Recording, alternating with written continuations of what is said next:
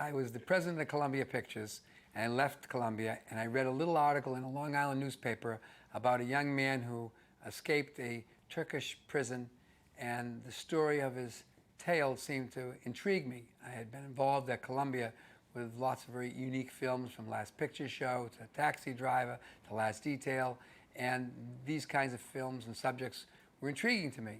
So I hunted down Billy Hayes in England. There was no book, there was no nothing, there was just the articles, and got in touch with him, brought him to the United States, brought him to Los Angeles, and began talking to him, and ultimately acquired the film rights for the material. Then what happened was we started to figure out how we could develop this material into a movie. And we auditioned a number of writers at that time, screenwriters, young screenwriters, and went through many, and then met this young gentleman who was intriguing, who was intrigued by the material, and he gave us a screenplay to read. It was a kind of a war picture about a platoon of soldiers, and it wasn't something that we were going to make. Somebody did later, you can figure that out. And we said, let's go with him. He's a young screenwriter, and the studio didn't want to spend a lot of money. They were quite frightened of the picture. And so we said, okay, let's go with him. And that was Oliver Stone. And Oliver began writing the screenplay and working on the research of it. And what happened was, around that time, we were developing the project.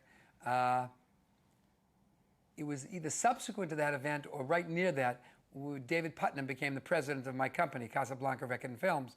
And I was an old friend of David, and David an old friend of mine, because while I was at Columbia, I made movies with him in London as an independent producer.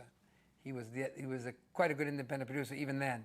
And he became the president of my company. I signed a deal to do 2 years in California, working for a company that Peter co-owned with Neil Bogart called Casablanca. And built into the deal was that I would produce with Alan Marshall Midnight Express, which was a book I'd by that time read.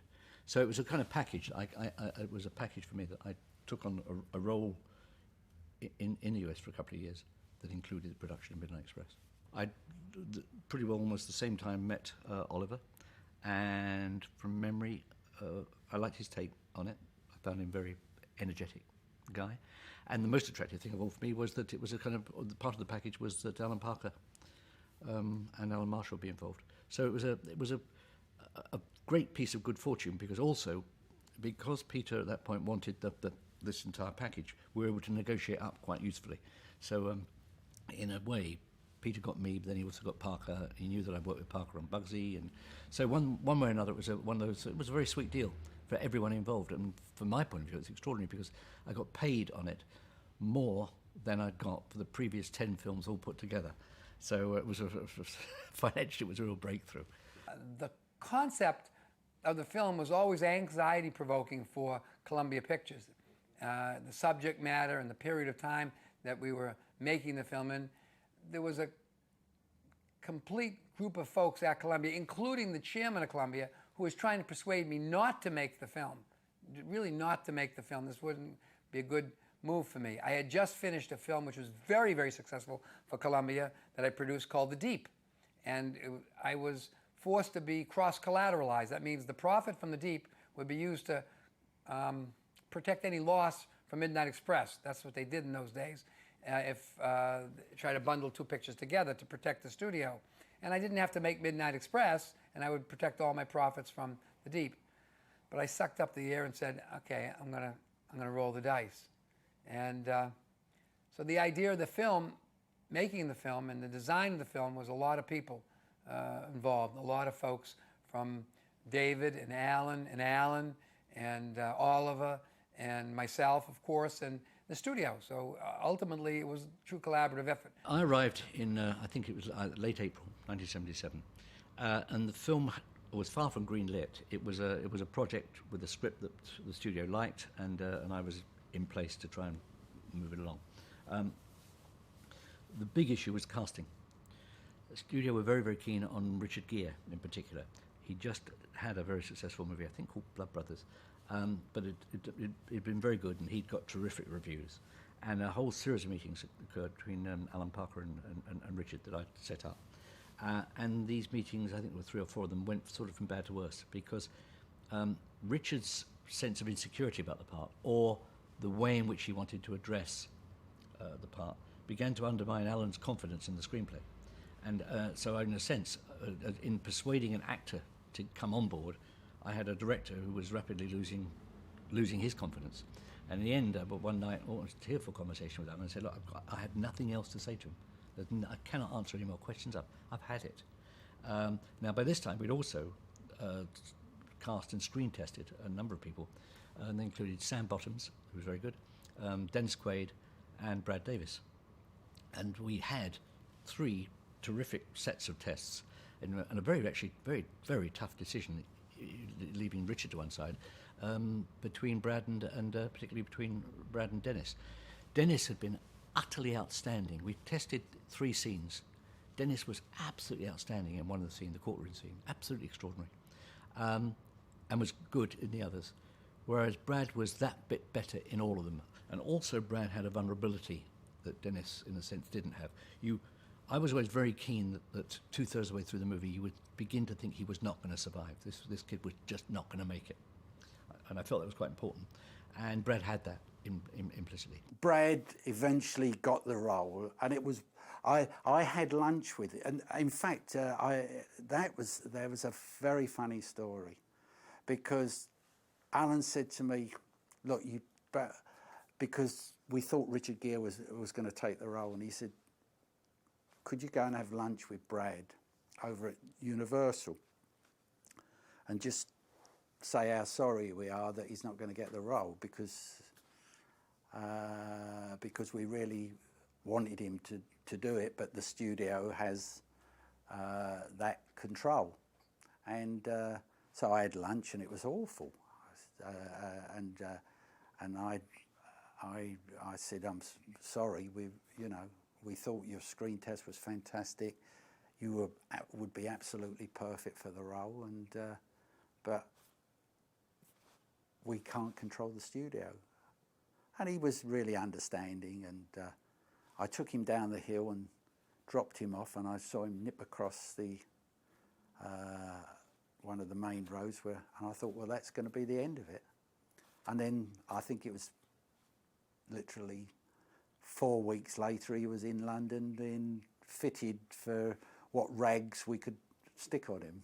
But Alan really read him, looked at him, and David looked at him. David has a really terrific eye. He's a very smart fella. And Marshall jumped in. Everybody jumped in and felt he was the right person. Once you're on the river and the rapids are ahead and you can't get to shore, you're best to try to give the crew its due and try to make it through. And I think that at that point, the studio realized that they really weren't in charge, that the momentum had been achieved by the picture and the director, and so that they've said, okay, we rolled the dice this far, we'll support them. Well, it was a very small film. I mean, you got to understand, Midnight Express, you think of it in today's terms, the whole budget of Midnight Express isn't the catering bill for most films today. I mean, you're talking about a film that was about $1,700,000, and even then it wasn't a very expensive film. So there wasn't a lot of attention being paid for it because it was an economic engine, either in terms of reward or expense. And the people involved, none of them were stars. The only folks that were known was me and David. I mean, in the heart of the matter. And I had a lot of momentum because I used to be the president of the company. So I had some leverage in the thing, and I had a big hit picture that had just come out. So the idea of being here, we went back and forth. David was there a lot, and I went back and forth to Malta a number of times. But Alan had to carry the day. And we were very careful because we knew those dailies being showed at the studio was going to cause a problem. I had those problems before with Taxi Driver and Last Detail and Tommy, where the film was controversial in the making and the dailies would frighten the management. So managing the expectations of the studio wasn't hard because they had no expectations. What we were trying to do is not get shut down by the studio because they got frightened of the film. And the scariest moment in the making of the film was suddenly Alan called one day and said, we're done. I said, well, you got 4 more days of shooting. I said, but what about the ending? What about when he swims across the Bosporus Straits and goes through the minefield? No, we're going to end it when he comes out of the prison. We finished the film, our film, what we thought was our film, and 10, I think it was about 8 pages earlier than the actual film script that Oliver had written. I said, what? I said, they're going to kill me at the studio. They think that's the action part of the action-adventure picture. So you're going to take that out. He said, nah, Peter, trust me, it won't work. I looked at the way the film was shot. I said, oh, trust you, I know, but it's scary. It's scary because that's what they think. Oh, that should be a great, exciting piece for the trailer and the sell of the picture. I then went back and got into a very complicated negotiation with the studio, who were very unhappy about this, saying, look, frankly, we would like to finish the film on page, I'm making this up, page 108, and we think the last 14 pages are unnecessary. Have you read your contract? Contract says you've got to do it. All that. And I brokered a compromise, which was, look, let us do this. We were pretty on the edge of the budget anyway. Let us do this. If we've failed, if we're wrong, it's a separate shoot anyway. We'll come back and we'll shoot those sequences, and if necessary, you can dock our salaries for some of the costs, etc., etc. But let's only do it when we know that our instincts are wrong. Well, you had to defend the filmmaker, you had to support him, and I did support him, and certainly David supported him, and Alan supported him. So the idea is we went with that. And when we told the studio that we weren't shooting the ending of the picture, they went ballistic. David Beagleman, who was then the chairman of the company, called me like 4 times and said, that's absolutely unacceptable. You know, you've got the money in the budget, the money, you haven't overspent it, you're on budget, just shoot it and we'll have it.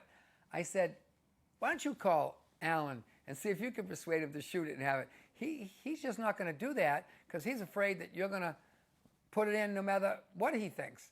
And he said, I am going to put it in no matter what he thinks. I said, well, there you go. So that's how the film ended, too, with Billy Hayes coming out of prison, clicking his heels, and being free. Because Alan made a very cogent comment. He said, the real heart of the story as it evolved in the filmmaking was his trials and tribulations in the prison, the system, how he behaved there, what happened to him. It was a cautionary tale. And to change the texture of the film at the last 10 minutes and make it an action-adventure film has the accent on the wrong syllable, you know? So his argument held merit, you know? I mean, it really had merit in every sense. And so it wasn't just a egocentric exercise on the part of Alan Parker. He really, as a filmmaker crafting this film from the screenplay with all the notes and the conversations, had to make a fundamental creative judgment, and he made the right one. Before showing it to the studio, we showed it to 1 or 2 friends, which included a woman who was married to a guy who had a lot of, I'll keep the names out of it, but a lot of faith in, experienced studio executive, if you like. And she absolutely freaked out 2/3 of the way through the film and ran out. Particularly to do with the cat. That's what finally did it for her. And that was pretty alarming. I think we hadn't anticipated that sort of reaction. So we were a bit tense. We did eventually then, obviously, screen it for the studio. And it's better Alan tells this story than I do, but we screened it and everything was going fine until we got towards the end of the film, and suddenly the projectionist got the reels in the wrong order. And we're suddenly looking at the penultimate reel, and I went, I mean, you're tense, you're nervous anyway. I went utterly ballistic, right, racing back to the projection box. I said, what the fuck's going on? And the guy said, whoa, what's the matter? What's the matter? And for some extraordinary reason, I don't know why, I've never done it before or since, the reels were lettered, not numbered. I said, you've got the wrong reel up. He said, no, I haven't. And I said, you have. He said, no, A, B, C, D, E, R, fuck, H, I, R, fuck, H. And he had. Right? He didn't know his F and his H and his I and his J, you know. So I whacked him. And the next thing I knew, I'm on the ground in the projection box. I got the head of the studio walking in, pulling us apart. Alan's there. Alan, it's better, in a sense, much better Alan tells his story. And it's mayhem. And in an odd way, it wasn't intentional. It was a good thing to happen because it demonstrated the seriousness of what had happened. We'd had a not dissimilar experience, funnily enough, on Bugsy Malone with Barry Diller, but that's another story. And the tension that was involved. Anyway, it was all right. And in the end, the screening, I think, went very well. I mean, people were blown away by the movie. I mean, even if you didn't like it, you were blown away by the movie. Some people loved it and were blown away. Some people didn't like it, but blown away. To understand Cannes, you have to understand the backstory, because without the context, Cannes is just a place where the film was first exhibited. The context was that Columbia, Norman Levy was a champion, who was a distributor, liked the film when he first saw it.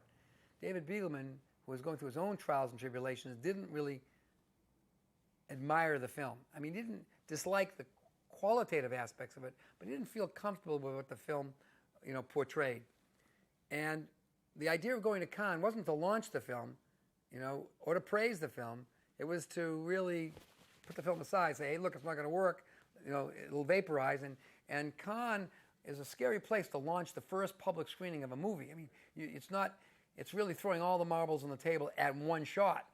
And what happened was very unusual at Cannes. First of all, what usually occurs is that there's press screenings that start in the morning at 10 o'clock, 12 o'clock, 2 o'clock, 4 o'clock. Then there's the big screening in the Palais at night. And there was a kind of feeling amongst the Columbia brass that they just like this thing to get through and go on to the next project. And when we went to the screening, I went to the screening room at big screening in the old Palais at 10 o'clock, and usually a lot of the press comes at the 10 o'clock screening. There were very few press there, maybe 20%, 15%, very, very few. And it looked like a catastrophe because the press weren't showing up, and it was, oh my God. And I know for my own self, my own story is a little different. I went off and got completely whacked, drunk. I went up to Column d'Or, drank, took my wife and some friends, because I just couldn't bear the whole thing cratering, not only creatively, because I believed in the film and the filmmakers and the project, but also financially. It would have been a debacle for me. And so I got completely sloshed. And I wandered back into Cannes around 4:30 and bumped into Rona Barrett, who was then a very, very, very important commentator about popular Hollywood projects, people, personalities. She was People magazine personified for television networks. And I had known her for a number of years. And she came strolling up to me in the street and said, oh, I want to see Midnight Express tonight. Can I get 4 tickets? I said, you can get 6, you can get 8, you can get 10, you can get 12, as many as you want. You want to lay down? Really? Yeah, can I get 8? No problem, I'll go get 8 for you. Figuring the place is going to be empty. So I strolled over to the Palais. At that time, they had a will call box office. You could pick up extra seats and such.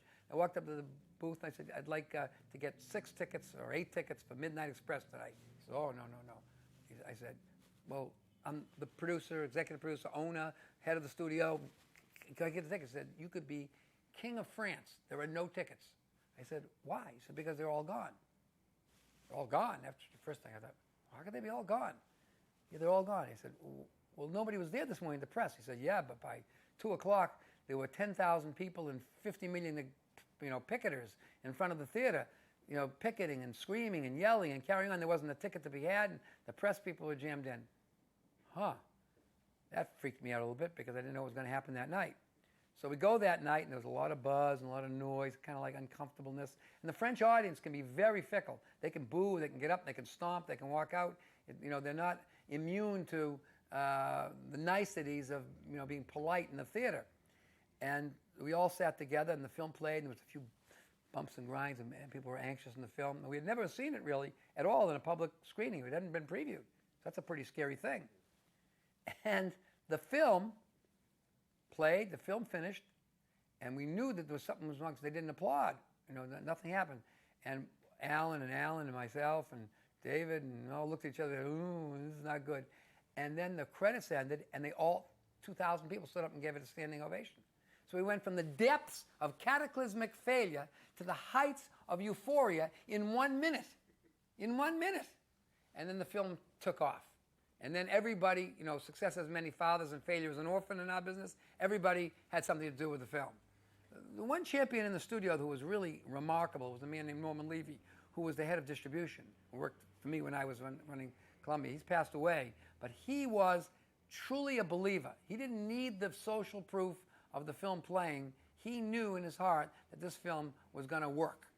The showing, the evening, was wonderful. I mean, it was very well received, and we came out. We were favourites to win the Palme d'Or, I think. But the next morning, you have the press conference, and we were very naive in those days. I mean, we weren't that young actually, but we were probably young in film terms. We certainly were young in film terms, but we got a great deal of criticism, mostly because I think they thought that we had never shown a Turkish person in any good light, that there was no good Turks in the movie. And we said, well, within the circumstances of being in a prison, we didn't expect to find too many nice Turks. But that was a great deal of the criticism. Of course, that criticism I don't think ever came this side of the Atlantic, because I don't think it was criticised for any of its political connotations in the USA, whereas in Europe it was, I mean, there was in Holland somebody set fire to a cinema that the film was running in. In Germany it failed miserably at the box office because during the late 60s and early 70s, there was a huge influx of Turkish workers into the German community. And so it had major criticism in many areas, and mostly I think because of this whole political situation, that they wanted us to show an even balance, and we didn't show that even balance. Everybody was nasty in the movie. Even the inmates were nasty, as well as the judge, and not so much the judge, but certainly the prosecutor was a nasty piece of work. There was a marvellous man called David Matalon, who at the time was overseas sales director for Columbia. He bore the brunt of a lot of this because he was going around having to deal with local distributors, and he was amazing. We had a couple of court cases. One I remember definitely in Holland about the opening of the film. To an extent, David and others protected us from a lot of that. And it wasn't until we started going out promoting the film that we, in a way, came up against it. The film had one of those unique moments in the ether of the film business that flies in the face of gravity.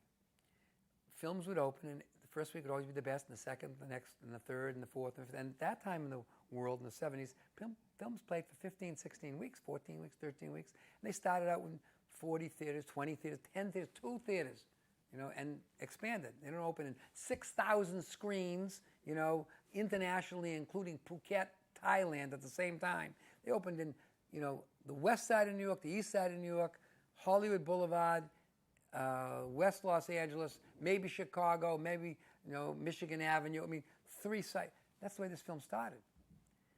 And they figured that would be the end of it. And the film opened kind of soft. And it disappointed Norman Levy, who was the big distribution fan of the picture. It kind of soft. We weren't disappointed. We thought it was okay. And the reviews were quite good. Very good. But the audience reaction was fantastic. Fantastic. And suddenly, the second week, it actually went up. And the third week, it went up. And then expanded and went up the fourth week. So that everybody was talking about. How can the film be improving? I think early on they realised they had a good movie, which with good promotion could make money. I think the level of success amazed them. I mean, it did return remarkable percentage of its investment. I mean, look at it pound for pound, one of the most successful films probably ever made, because it was so relatively inexpensive. A bit like the Full Monty, our films that look at what they cost, look at what they gross, and you think, God, if every movie could do that, everyone would be in this business. Goober's got to take a lot of credit for the fact that he really did push for a marketing budget that was weighty. He is very, very good at the promotional aspects of filmmaking. I learned a lot from him in that area. But the genius behind the ads and everything else, I think, was Alan. Alan understood what the power of the film was, and understood how to promote the power of the film. About a year later, in England, it played as a double bill with another film, Taxi Driver, which I starred with as at Columbia. And I said to somebody in the paper, which got quoted, they should stand outside the theater and arrest everybody that comes out of the theater. To watch those two films in a row, you got to be really hardcore.